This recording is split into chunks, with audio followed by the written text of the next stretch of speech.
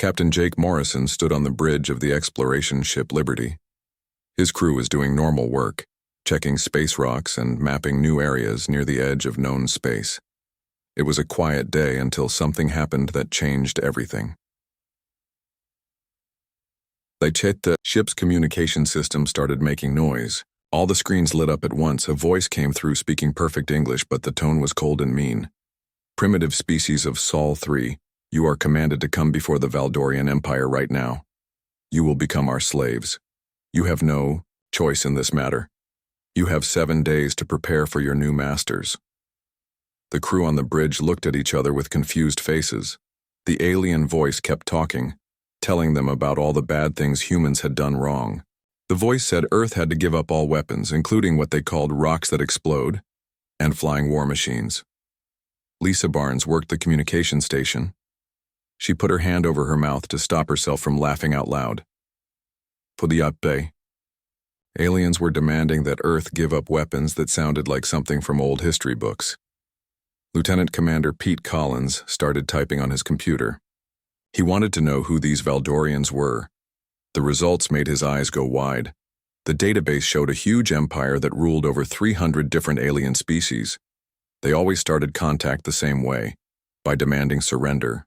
Most new species gave up right away when they heard this message.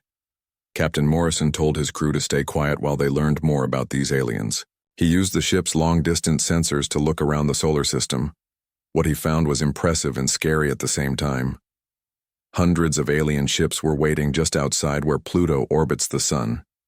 The alien ships looked smooth and advanced. They were clearly built by beings who knew about space travel. But something felt wrong to Morrison. The energy coming from those ships seemed old-fashioned somehow. Dr. Amy Foster ran the ship's science equipment. She pointed scanners at the alien fleet and waited for results. When the data came back, she started laughing so hard she had to sit down. The other crew members gathered around her screen to see what was so funny. "Look at this," she said, pointing at the readings. "These ships are supposed to be super advanced, right? But they're using fusion engines and laser weapons. We stopped using that old stuff 20 years ago." The bridge crew began to understand. These aliens thought they were dealing with a primitive species that had just learned to fly in space. They had no idea that human technology was actually much better than theirs. Morrison walked to his captain's chair and sat down. He had to make a choice that would affect all of humanity. He could call Earth Command and report the alien threat. That would mean panic, fear, and probably a big war. Or he could do something different. "Lisa," he said to the communication officer, "send a message back to those aliens." "What should I tell them, Captain?" Lisa asked. Morrison smiled. It was not a nice smile. It was the kind of smile humans get when they are about to do something that will surprise everyone. "Tell them this. Thanks for the laugh, we will get back to you." Lisa typed the message and sent it. The bridge became very quiet. Everyone knew they had just done something that had never been done before in the history of first contact with aliens. The alien fleet was still out there, waiting for Earth to surrender. They had no idea that the humans were not scared. Instead, the humans were trying not to laugh at them. Dr. Foster kept running scans on the alien ships. Each new piece of information made the situation more funny. The aliens had shields that humans could break through easily.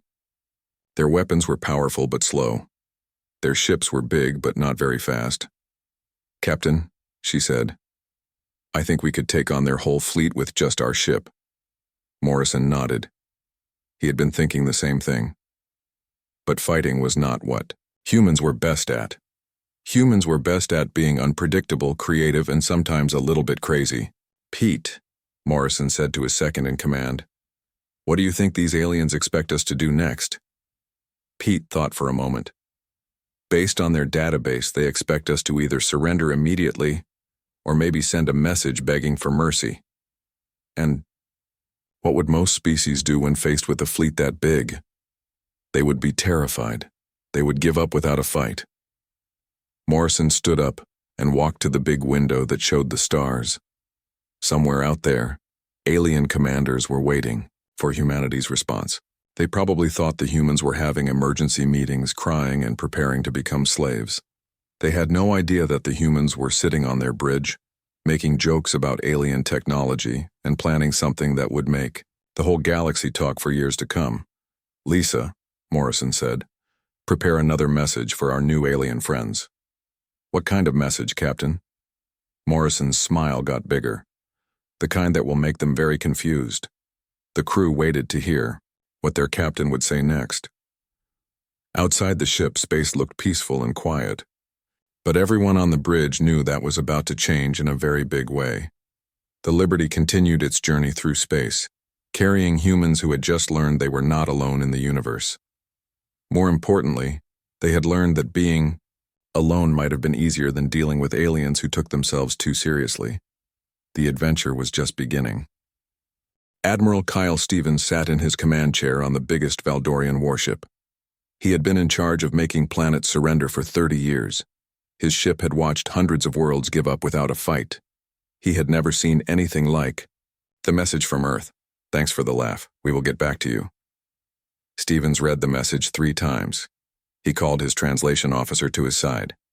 "Is this message correct?" Stevens asked. "Did these humans really send us a joke?" The translation officer checked his computer again. "Yes, Admiral, the message is correct. They are laughing at us." Stevens could not understand this. Every species in the galaxy knew about the Valdorian Empire. Everyone was afraid of their huge fleets and powerful weapons. No one had ever laughed at them before. "These humans do not understand who they are dealing with," Stevens said to his crew. "We will show them the power of the Empire." He gave orders to his fleet. "Move closer to their sun. Begin destroying their space stations. Show them what happens when someone laughs at the Empire." The Valdorian ships moved forward like a wall of metal and energy. They found human structures floating in space, mining stations on asteroids, research platforms, and sensor arrays. The aliens began shooting at these targets with their best weapons. Each human structure exploded in bright flashes of light. The Valdorians felt proud of their power.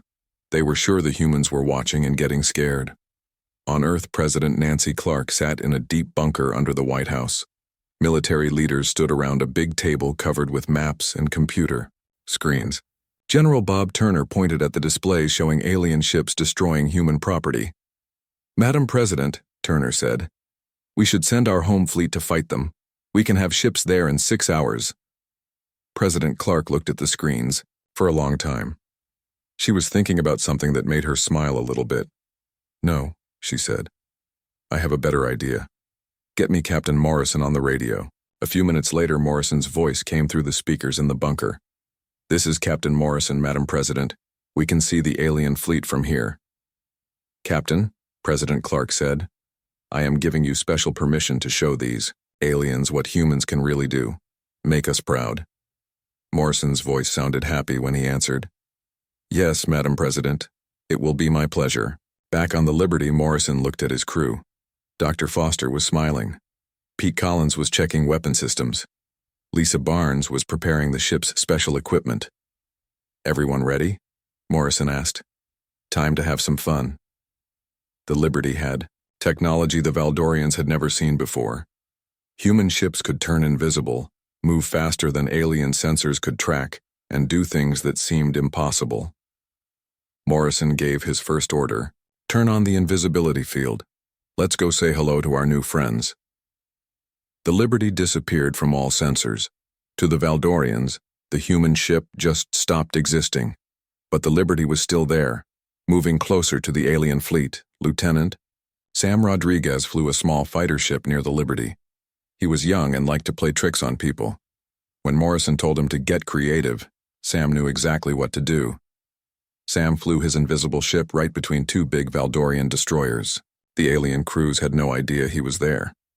Sam turned on his ship's outside displays and projected a huge picture into space. It was a human hand making a rude gesture. The picture appeared right in front of both alien ships. The Valdorian crews saw it clearly but could not understand where it came from. They started sending panic messages to Admiral Stevens. "Admiral, something strange is happening. Pictures are appearing in space." Stevens could not believe what he was hearing. "What kind of pictures?" "We think it is some kind of human war symbol, sir. It appeared between our ships, but we cannot find what is making it. On the Liberty, Dr. Foster was listening to all the alien radio messages. She was translating them for the crew. Every few minutes she started laughing so hard she could not work. "Captain," she said between laughs, "they think we are using magic. They are calling us space ghosts and reality benders." Morrison decided it was time to end the game. He had proven his point. The aliens thought they were powerful, but humans were much more advanced. "Take us right above their biggest ship," Morrison ordered. "Turn off the invisibility field when we get there." The Liberty moved through space like a ghost until it was floating directly over Admiral Stevens' flagship. Then it became visible again. The alien crew looked up through their windows and saw human faces looking down at them. The two ships were so close that they could see each other clearly. Stevens stood up in shock. The human ship had appeared from nowhere. His best sensors had not detected anything. Morrison opened a communication channel to the alien flagship. "Hello, Admiral Stevens. Nice ships you have here. Would you like to see what real weapons look like?" Before Stevens could answer, Morrison gave another order. "Fire one warning shot. Miss their ship by 50 meters. What came out of the Liberty was not a laser beam or energy blast. It was a piece of metal moving at incredible speed. The metal rod streaked past the alien flagship so fast it looked like lightning. The rod hit an asteroid far away from both fleets. When it struck, the explosion was bigger than anything the Valdorians had ever seen. The light from the impact could be seen throughout the entire solar system. Stevens sat down heavily in his chair. His hands were shaking. He had just seen a weapon that could destroy planets, and the humans had used it as a warning shot. The human captain's voice came through the speakers again. "That was just to get your attention, Admiral. Would you like to discuss this situation like civilized beings, or should we continue the demonstration?" Stevens looked around his bridge. His crew was staring at him, waiting for orders. For the first time in his career, the admiral of the Valdorian fleet had no idea what to do next. Emperor Zax Vorin ruled the Valdorian Empire from his palace on the capital world. He had been emperor for 50 years and had never heard of any species that could challenge his power. When Admiral Stevens' emergency message reached him, the emperor could not believe what he was reading. "Your Majesty," Stevens' message said, "the humans are not what we expected. They have technology we cannot understand. They appear and disappear like spirits.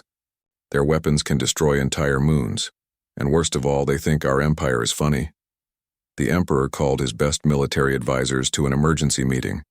General Rex Norton, head of the Imperial War Fleet, stood before the emperor's throne. "How is this possible?" the emperor asked. "We have conquered 300 worlds. Our technology is the best in the galaxy." General Norton looked uncomfortable. "Your Majesty, according to Admiral Stevens, the humans treated our fleet like children playing with toys. They made jokes about our weapons and played tricks on our ships." The emperor's face turned dark with anger. No one had ever mocked the Valdorian Empire. No one had ever laughed at their power. "Send the war fleet," the emperor commanded. "All of it. Show these humans what happens when someone insults the Empire." The Imperial War Fleet was the most powerful force in known space. It had 1,000 ships, including planet-killer weapons and reality-bending technology. When the fleet moved toward Earth, every species in the galaxy felt fear. On Earth, things were very different. President Clark sat in her office with the top military commanders. General Bob Turner spread maps across the big table. "Madam President," Turner said, "our satellites show a massive alien fleet heading our way. It's 10 times bigger than the first one." President Clark nodded calmly. "How long until they arrive?" 3 days, maybe 4. "Good. That gives us time to prepare the welcome party." Commander Helen Price of the Mars Defense Grid raised her hand. "Madam President, I have an idea. These aliens think we're some kind of magical beings who can bend reality. What if we make them believe it's true?" President Clark smiled. "Tell me more." "Instead of fighting them normally, we could put on a show, make them think humans are so advanced that we don't follow normal rules of physics. General Turner looked confused. How would we do that? Dr. Foster's voice came through the communication system from the Liberty. I've been studying their messages, and I think Commander Price is right. The aliens are telling each other that humans are chaos beings and reality manipulators. They think we exist outside normal space and time. President Clark stood up and walked to the window. So they expect us to be impossible to understand? Yes, Madam President. They think we're like gods or demons or something equally scary. Then let's not disappoint them. 3 days later, the IA Imperial Warfleet arrived at the edge of the solar system. The alien commanders expected to find Earth's military waiting for them in normal battle formations. Instead, they found something that made no sense at all. Human ships were flying in patterns that hurt the aliens' eyes to look at. The ships seemed to phase in and out of reality. Some ships appeared to be flying backward while moving forward. Others looked like they were in two places at the same time. Captain Joe Baker commanded the heavy cruiser Freedom. He had volunteered for the strangest mission in human military history. His ship approached the alien fleet while broadcasting Earth's funniest comedy shows on all radio frequencies. The Valdorians heard human laughter, jokes about alien invasion, and comedy sketches about the absurdity of galactic empires. The alien crews listened in growing confusion as humans made fun of the very situation they were living through. What are they doing? General Norton asked from his command ship. Sir, his communication officer replied. They appear to be entertaining themselves while preparing for battle. On the Freedom, Captain Baker decided to take the performance to the next level. He ordered his ship to fly directly through the middle of the alien formation while playing loud music and projecting light shows into space. The human ship danced between alien warships like it was at a party instead of a battle. Baker's crew was genuinely having fun, which made their performance even more convincing. Lieutenant Commander Rita Hayes flew her fighter squadron in impossible formations around the alien dreadnoughts.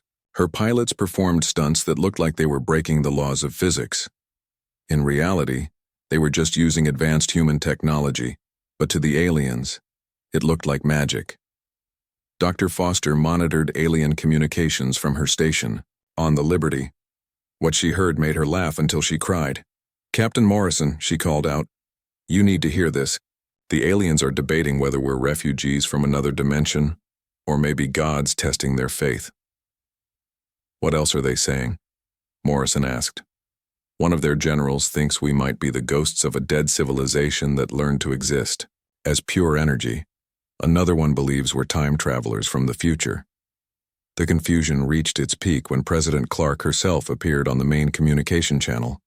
She had prepared a speech that would go down in history as one of the strangest first contact messages ever sent.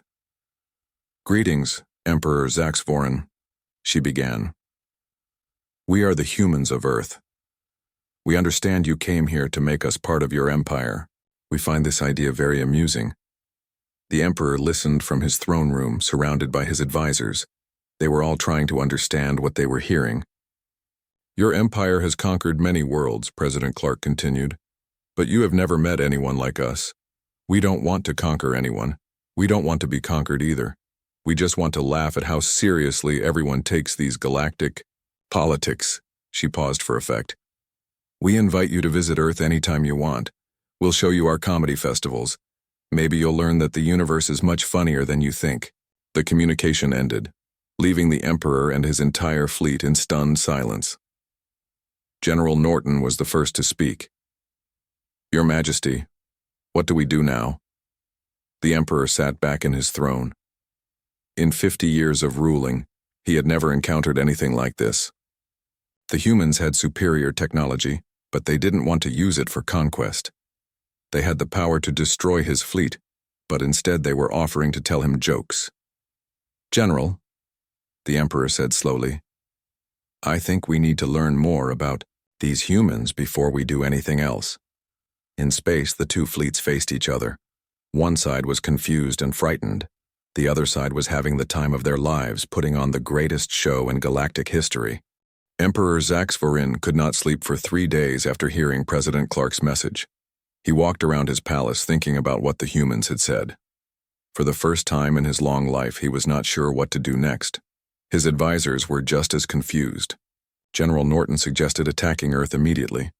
Others wanted to retreat and pretend humans did not exist.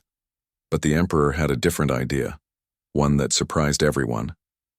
"I want to meet these humans face to face," he announced during a meeting with his council. The advisors looked shocked. "Your Majesty," one of them said, "that could be dangerous. We do not understand their technology." "Exactly," the Emperor replied. "We know nothing about them.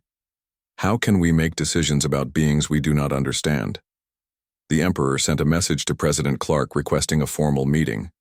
He suggested they meet in neutral space on a Valdorian diplomatic ship that would be specially prepared for the occasion.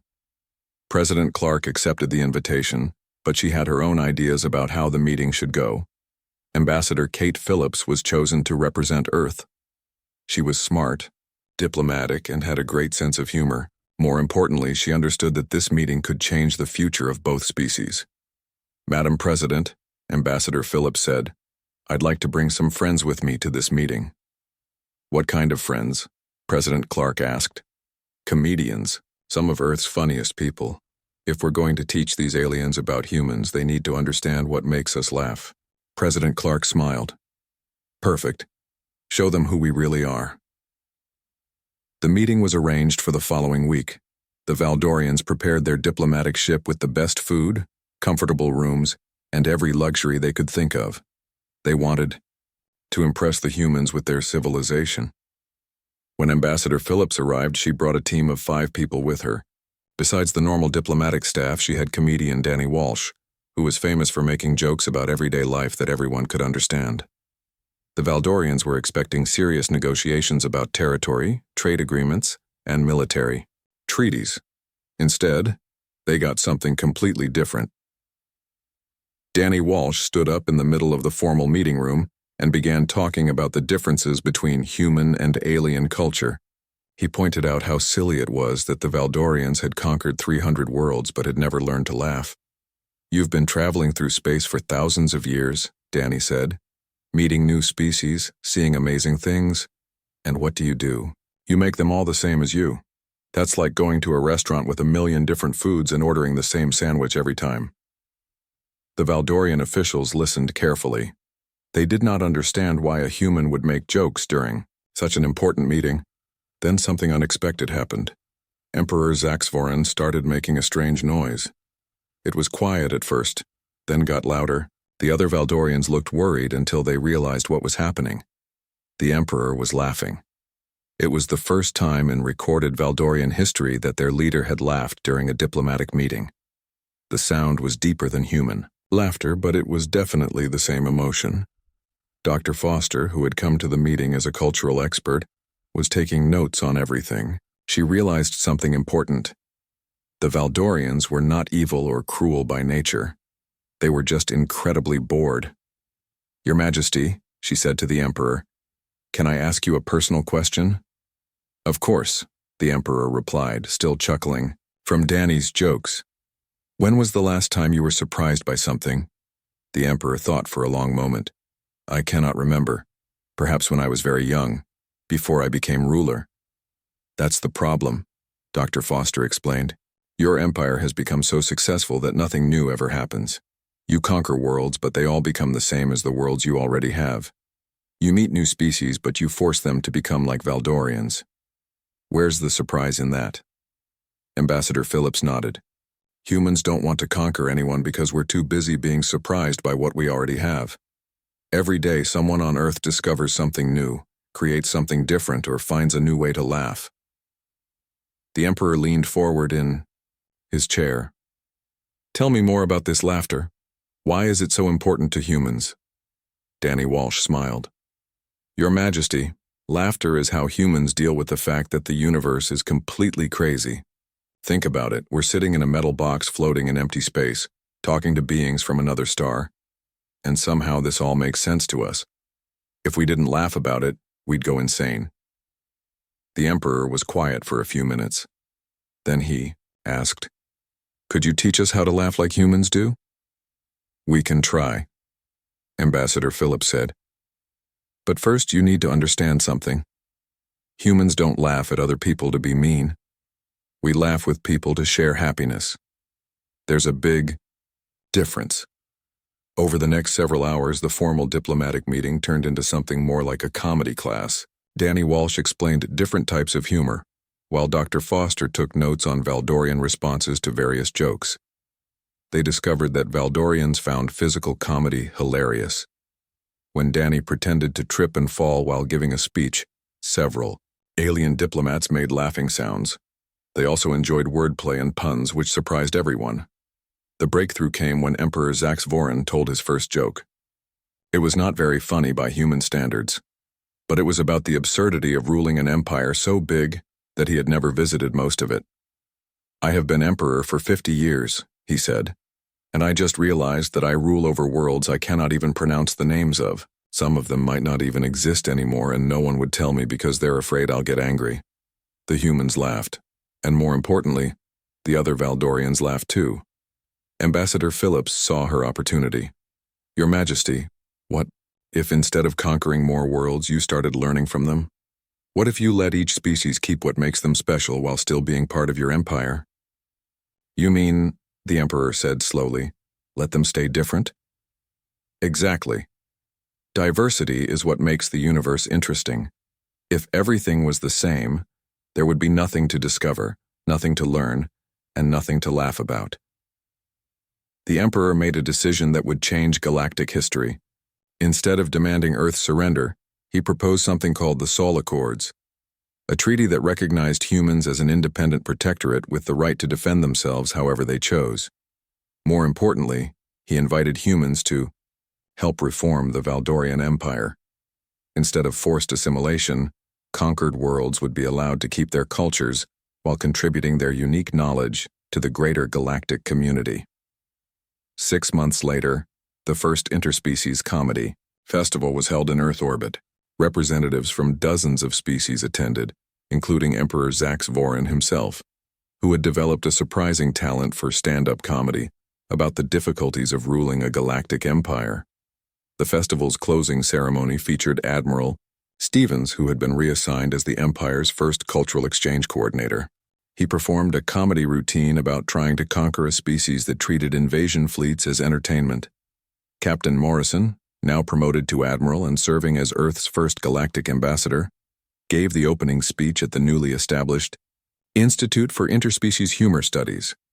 "Ladies, gentlemen, and beings of all classifications," he said to the mixed audience, "we have learned something important. The universe is vast, strange, and often completely ridiculous. The only reasonable response is to laugh until it hurts, then laugh some more." The camera panned across the audience, showing dozens of different species all laughing together at jokes that would have been meaningless to any of them alone. Children from multiple worlds played together in the station's recreation areas, their laughter echoing through the corridors. As the story ended, words appeared on the screen, and they all lived happily, and more importantly, hilariously, ever after.